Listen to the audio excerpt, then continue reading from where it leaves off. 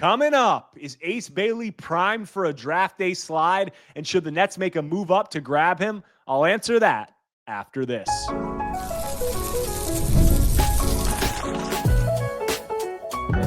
You are Locked On Nets, your daily Brooklyn Nets podcast. Part of the Locked On Podcast Network, your team every day. Welcome into the Locked On Nets podcast right here on the Locked On Podcast Network. It's your team, the Brooklyn Nets, every single day. I'm Erik Slater, Brooklyn Nets beat reporter for ClutchPoints.com.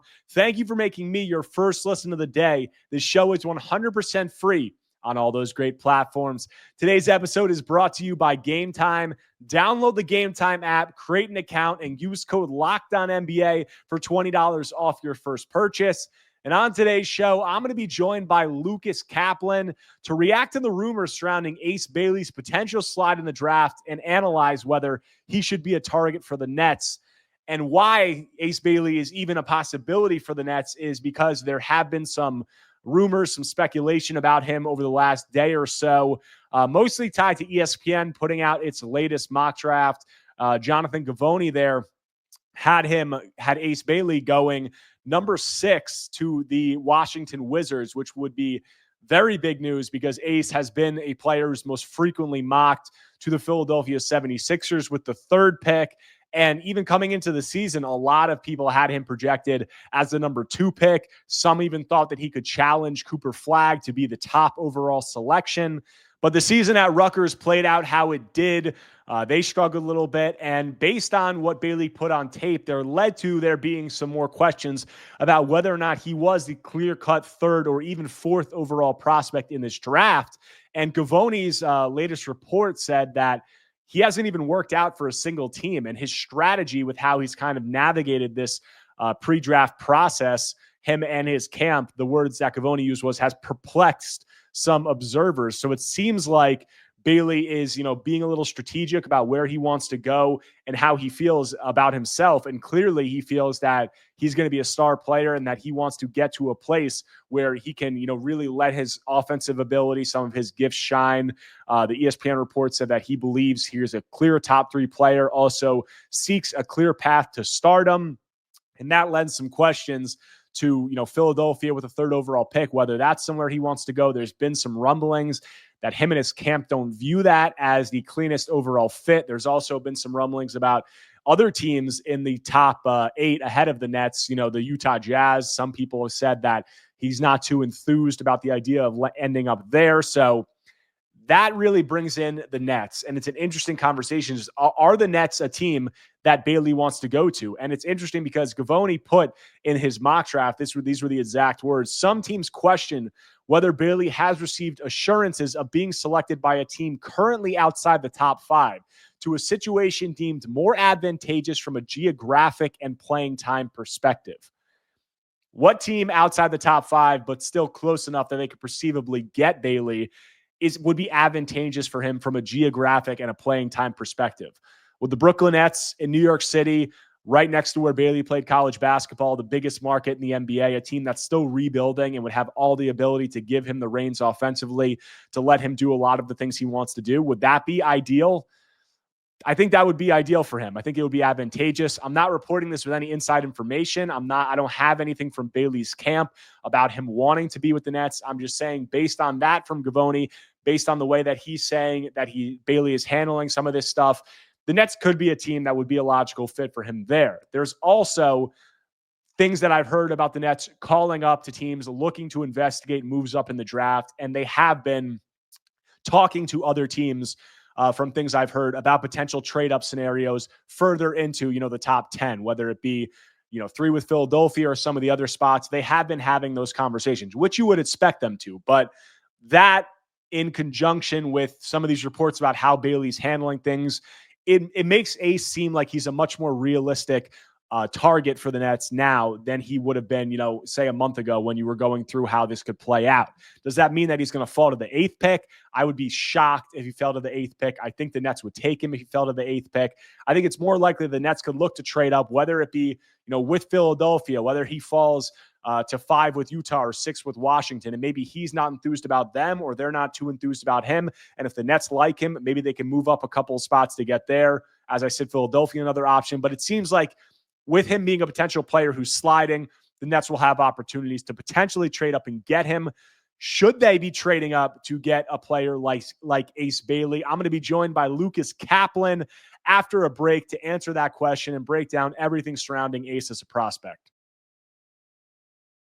But before that, I want to tell you about our friends over at Ollipop. Ollipop is a new kind of soda made for people who love the classic taste of soda, but want something that supports their health. With just 2 to 5 grams of sugar and 9 grams of prebiotic fiber in every can, Ollipop is reimagining soda in a way that's better for your gut. Traditional sodas, guys, you know this, they're loaded with sugar, like 39 grams in a regular Coke, 44 grams in an orange Fanta. Ollipop flips that script with just a fraction of the sugar, no artificial sweeteners, and gut-friendly ingredients like OlliSmart, a blend shown to support digestive and overall health. It's soda that tastes like the real thing, but actually does something good for your body. What flavor am I trying first? It might be their cherry cola. It might be classic grape, or maybe even Dr. Goodwin, their Dr. Pepper dupe. There's nothing better than cracking open a soda that actually supports your gut health. Get a free can of Ollipop. Just buy 2 cans in any store and they'll reimburse you for one. Head to drinkollipop.com/LockedOnNBA to claim your free can and find an Ollipop near you. There's drinkollipop.com/LockedOnNBA. And I'm joined now by Lucas Kaplan of Nets Daily, friend of the pod and colleague of mine on the Nets beat. And Lucas, we are here to talk about Ace Bailey because there's been kind of a firestorm surrounding Ace over the last day or so. ESPN released a new mock draft with some intel. They dropped him to 5, I think it was, in that mock draft. And they released some intel that he could potentially be slipping. And I recorded an intro talking about him. A lot of Nets fans are asking about him. I think it's pretty unlikely that he's going to fall to 8, given the level of talent he is. But it's not out of the question, and there could be some trade-up possibilities if he falls to, say 5 or 6, and Utah or Washington isn't high on him. They give the Nets a chance to trade up. So where do you fall on Bailey as a prospect, and is he a guy that you would consider moving up for if you're the Nets?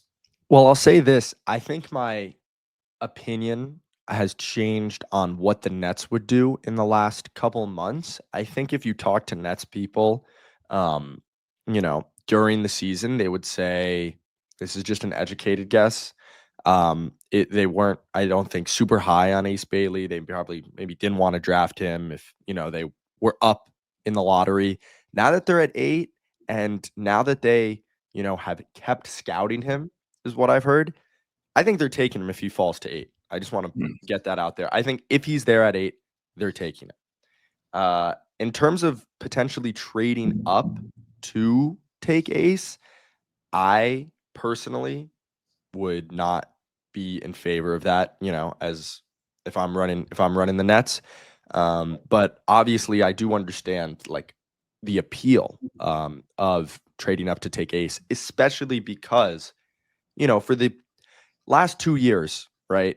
For a year and a half of it, he was viewed as consensus top 2, top 3. Now, there were a lot of smart grassroots people that would tell you that was probably over, indexing Ace. And I think we've seen that the last couple months. Some of the, weaker points in his Rutgers tape, some of what we've been hearing the last few weeks. But when a prospect with that sort of profile, appears to be having a slip in the draft, there are always going to be teams, right, that will say, hey, this is a chance to get a steal. And it wouldn't surprise me if the Nets are in that mindset right now. I don't know where you fall on Ace in terms of, you've been a Rutgers game. Watched him as a prospect. No, I've gotten to watch Ace a fair amount. I've talked to some people about him. And I think, what you just said about the grassroots people who've been following all that time, it seems like there was a contingent of people. Like there were people coming into the draft this year or coming into the beginning of the college season who were like, Ace is a legitimate threat to Cooper Flagg for the number 1 pick. Yeah. And then you had other people who were like, that's crazy. And the people who said that's crazy came out looking, a little bit better in that scenario, obviously. But I understood it. Like I understood the hype around around Ace from the general public and from a lot of the people. When you see a guy who is, listed at 6'10", he's not actually 6'10". He came in at 6 foot, 7.5 inches without shoes at the combine. So still good measurements, but not, I think that 6'10" number was probably put out by his camp over the years. Yeah. And it worked. It generated a lot of buzz because when you see a guy who's that size, who has that kind of shot making ability, he can just hit these shots. Like he looks the part of an NBA high level scorer just based off of the things he does. Like he can make shots and do things that few other, like a lot of these prospects in this draft couldn't dream of doing some of the things that he's able to do from a shot making perspective. But I think, from some of his comments, when I talked to him about his guys he liked to model his game after and his comps when I went to Rutgers games, and he said like Kevin Durant, Paul George, Jason Tatum. So he clearly has like this image of who he thinks he's going to be in the league.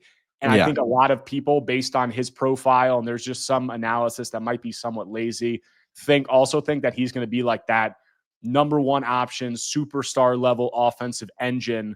And when you really dig into his tape, there's a lot that leads you to believe that that's not at all the most likely outcome for it. So no, and I mean, there's that I think is what is worrying teams. The sort of, I don't want to say consensus, but an opinion that I certainly believe is like, this guy is actually a pretty projectable, solid, positive player in the NBA if he leans into the shot making, particularly off the catch, speeding up the decision making just a little. Like he's going to be the type of prospect where teams are going to be okay with him taking like one dribble pull-ups off the catch. Like that's how good he is at long twos. And you never want, theoretically guys to take long twos off closeouts, whatever. But he gets after it on the perimeter. Like he can move his feet laterally. He's tall, long, likes to get on the glass. You watch him play and you're not like, this isn't a kid. This is a kid that's disinterested in playing defense or boxing out or whatever. Like he has moments where he falls asleep, but by no means do I watch him and think, low motor or whatever. Yeah. But it's the worry that it sounds like he really wants to, and his camp want to mold him into that primary scoring archetype where he has, none of the handling, fluidity, get by people that Jason Tatum had. The playmaking, the floor reading, and the handling, all that stuff is just so far away, I think, from true NBA primary potential that it just seems a little bit unfeasible to draft Ace expecting him to grow into that. Whereas if you're the Sixers and you think he would lean into it, it's like, damn, we would love a guy to like be a super scary shot maker off the catch, some second side actions and guard. It just seems like there's this rift between what Ace wants to be. I don't know, I haven't talked to him, but if that's the reporting, that's the reporting. And what, his best path to NBA productivity might be. And that, I think, is what's scaring teams right now. Definitely. And you look at it is just that disconnect, because I think it's really interesting because, everything I said and everything I outlined about the size of shot making, the Twitter clips and highlights, that led a lot of the general public to believe that he's going to be like this 1A scorer superstar guy. They labeled him as the ceiling guy, and he still does have ceiling. But I think you said this to me during the season. We were talking about it. Yeah. That the floor was more enticing, and you look at some of the things that he's able to do. Like, that's why I wouldn't be mad at all with the Nets picking him. I mean, if he's at 8, that would be great. But even, trading up for him is a little more difficult. But if they were to come away with him somehow, like he's a guy who's 6'8" or 9, with shoes on, and has, defensive capabilities due to his athletic profile, and can hit shots off the catch, like be a catch and shoot 3-point guy, and be like a pull-up guy and guy who can make some, have some ancillary scoring ability and on-ball juice. But that's like a really projectable, productive role player, and that could be the floor for him. But like you said, it's just the disconnect between that being the path and the path of, wanting to be the guy who jacks up, 15, 20 shots a game. Like if that's the path that it wants, which the reporting is lending some to believe that that's what him and his camp want.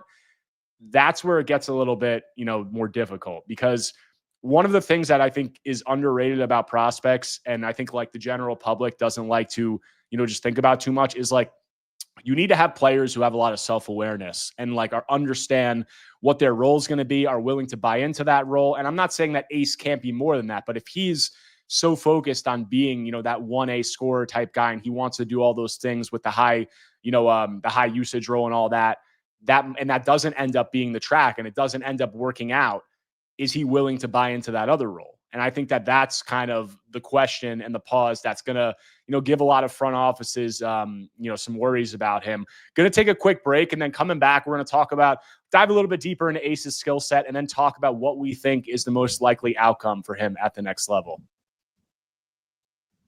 But before that, want to tell you about our friends over at Game Time. There's nothing like the NBA playoffs, the intensity, the buzzer beaters, the fans losing their minds. It's the kind of atmosphere you must experience live. And this year's matchups are already delivering. If you want in, Game Time makes it fast and easy to get seats, even for the biggest playoff games. Prices on the app actually drop closer to tip-off. And with killer last-minute deals, panoramic seat views, and no surprise fees, Game Time is a total game changer.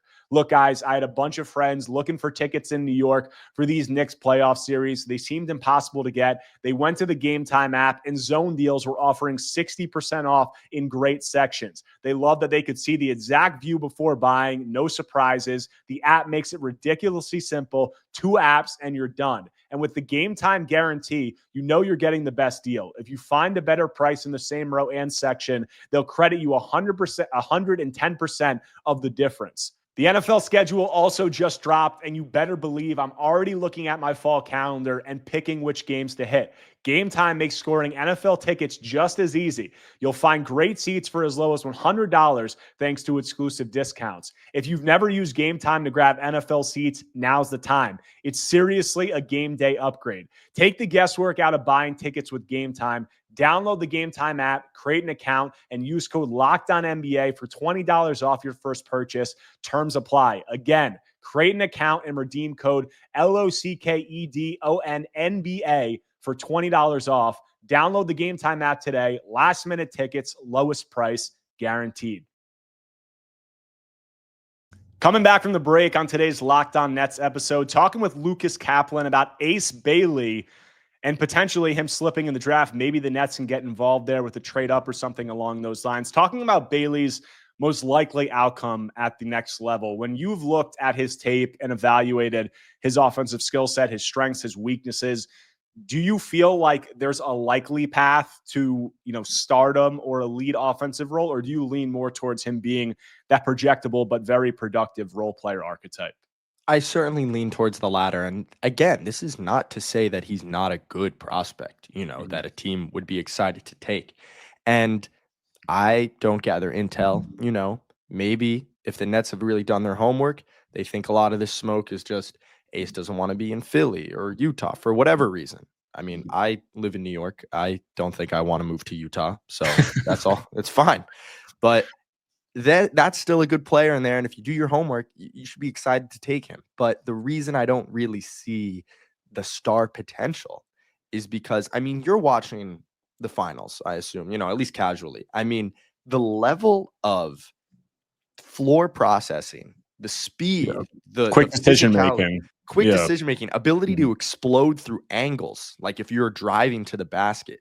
Yeah, in the NBA playoffs at the highest level, and I know the Oklahoma City Thunder defense is it is an extreme outlier, but just it is such a high burden that it's just hard to imagine Ace pumping up not only the shot diet, being able to get to the rim. He does a little bit more of that off the catch, I think, than people realize. But again, the wiggle. Something that is hard to improve, getting by a guy one-on-one, the playmaking, just the quick decision-making, all of that stuff. It is really, I think, far below what you would want a primary ball handler, even a high usage guy to be. And he's only 18, and I get that. But if you're investing in a prospect, right, to be on that path, that's just a kind of a scary risk to take, especially, high in the lottery. That's why I don't think maybe you trade up for that when, to be honest, I don't really view him as a prospect that is super clear of some of the other prospects that we're going to talk about today.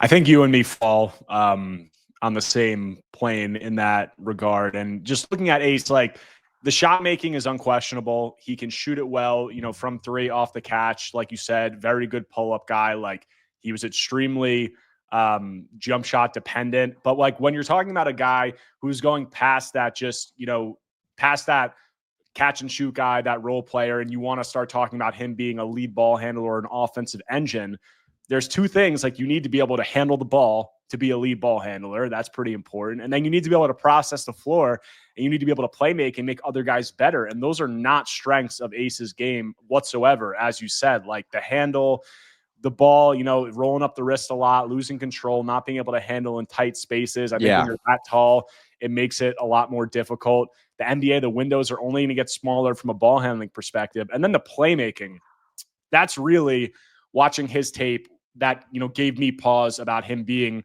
like an offensive engine at the next level. Because when we're talking about, like, I saw some numbers, like he had an 8% assist rate.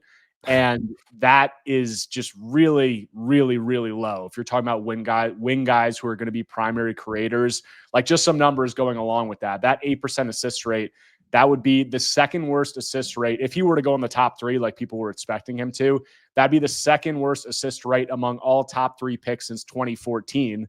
And since 2010, no wing player drafted in rounds 1 and 2 with an assist rate under 10% has made an all-star team. So guys who are below that number, and that obviously says something about their playmaking capabilities, there haven't been great outcomes. Like, I pulled these numbers from this website, Cleve Analytics, and they said that there's been 28 wing prospects drafted in round 1 with an assist percentage under 10%, and 10 players drafted in the top 9. And if you look at like the guys drafted in the top 9 with an assist rate under 10%, it's Andrew Wiggins, Anthony Bennett, Derek Williams, Jabari Parker, Patrick Williams, Jonathan Isaac, Harrison Barnes, Terrence Ross, Al-Farouq Aminu, and Kevin Knox. Not exactly a list of primary ball handlers or offensive engines or star level players. So, I think that you probably saw a lot of what I'm saying in terms of the playmaking capabilities or lack thereof on Ace's film. Yeah, this is what I'll say about Ace. I don't think he's like a selfish player. I don't want to get into like kind of the negative personality side, stuff like that. I think that's unfair. I would actually, even venture to say the handle is a bigger concern because it limited his actual, physical ability to gather the ball in a tight space and read the floor quickly. The handle was, to me, such an impediment to that, which, can be a little scarier. But like, another thing I'll say is even if he, is spotting up off the ball, coming off curls, and will be a threat that way, there's still going to be this big growth period for him, as there will any prospect, of course, where just speeding up the decision-making off the catch, finding angles to attack, when a closeout's coming at you, that's all going to need work too. And, there is no guaranteed path to productivity for him. I just lean further that way. It's always going to be stuff to work on. In Ace's defense, right? Sam Vecini, the Athletic, great draft guy, tweeted the stat out. They were 3 points. They were negative 3 points per 100 with him on the floor and negative 23 with him off the floor. And that team was not good. I'm glad you mentioned that because the supporting cast was not doing him any favors. And also Dylan Harper was obviously the main ball handler. So those weren't exactly things working in his favor. No. But and Dylan gets, her, he's the elbow, he's the sickness, which really tanks Rutgers, like middle of the year. A lot is put on Ace's shoulders. And, you get the games where he has 38 points against Northwestern, and you get the games where maybe he has like 5-6 turnovers and can't really get to his spots. And so he was not in the perfect basketball situation, and yet he still made his team a lot better if you're just looking at on-offs. So I don't want to, pile on him too much. And, some of the guys we're going to talk about, some of the prospects I like are not, primary ball handler, offensive engine type bets. And there's nothing wrong with being a prospect who projects to contribute in a lower usage role. he's still going to have question marks and flaws, though, even in that vein. But that's kind of where I am on Ace. I don't think it's a can't miss trade up prospect. However, with the Sixers, kind of looking to trade down, and I think they could even trade down twice. Jonathan Givony of ESPN, in his mock, actually thought that was a possibility. They trade down to 4 and then they trade down to 6. And if the Nets get in on the latter part of that, for example, that's an A spot. So it's still very fluid. There's still an outcome where they could take him. But overall, I don't view him as, again, a prospect that in this mid-lottery tier is that much higher than any of the guys we're going to talk about, if he's higher at all, for some of the reasons we've talked about.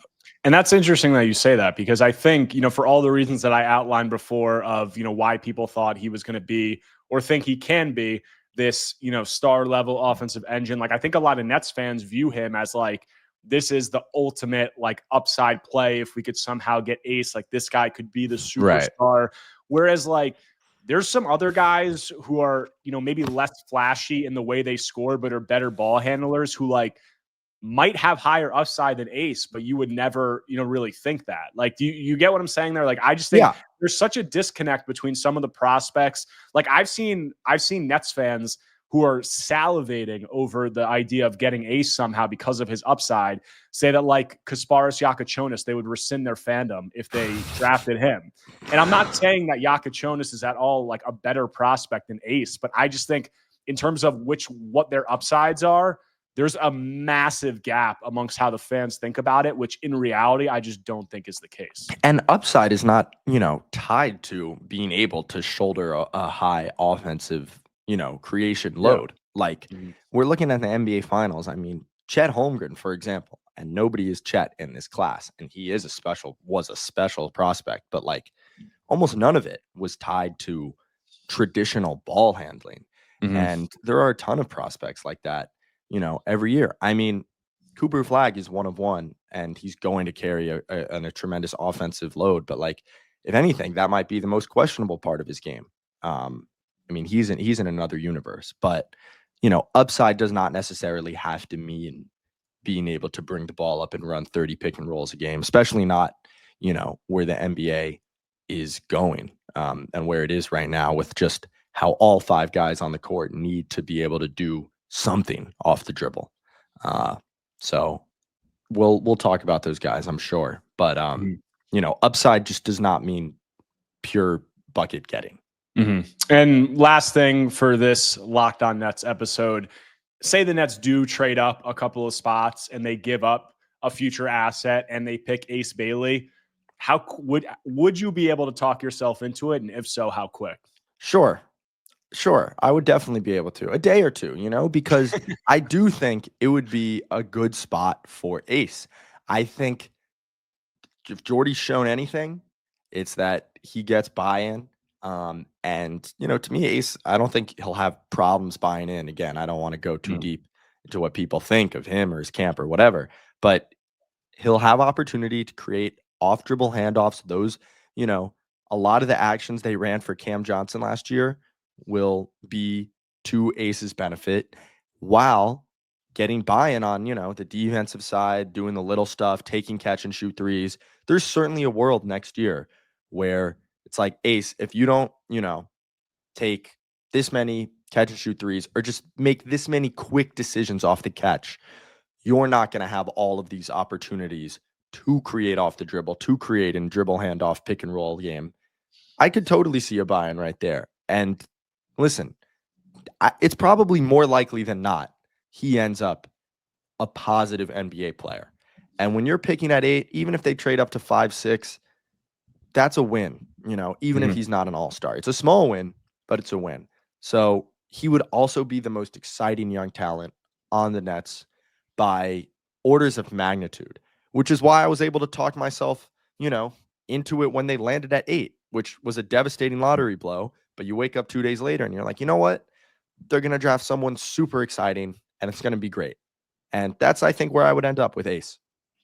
All right, well, we'll see. There's going to be a lot more intel about Ace. I would assume in the next day or two, we're getting into, under a week out until draft time. And maybe the Nets will be able to get in on that conversation. And if they do, I would think a lot of fans are going to be jumping for joy, and we'll see, if they're right ultimately. But Lucas, really appreciate you taking the time. And I think we'll circle back soon, probably later this week, and we'll have some more talk about the other top prospects. That does it for today's episode of Locked On Nets. Hope you guys really enjoyed the talk with Lucas. Think we hit on a lot of the situation surrounding Ace's potential slide and him as a potential target for the Nets. If you do not already, make sure to like, comment, subscribe on YouTube and wherever you get your podcasts, whether Apple Podcasts or Spotify. But I'll be back tomorrow talking more Brooklyn Nets basketball.